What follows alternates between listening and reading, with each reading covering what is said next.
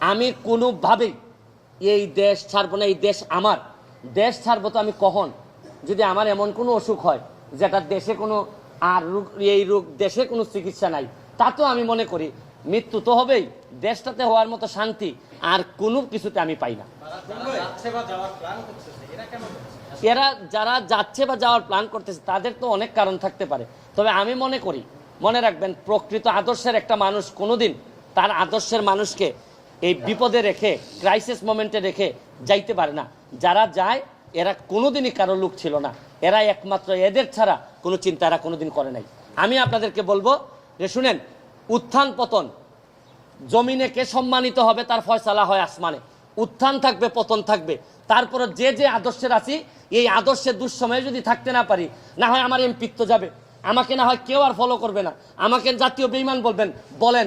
তারপরও আমি বিশ্বাস করি আমি জননেত্রী শেখ হাসিনাকে শেষ পর্যন্ত আমি চেষ্টা করব তার সাথে থাকার, এবং আমি কোনোভাবেই জামাত বিএনপির এই ক্ষমতায়, এই দুর্নীতিগ্রস্ত এইরকম একটা ক্ষমতায় আসার জন্য বাধা দেওয়ার জন্য যা যা করা লাগে আমি করব।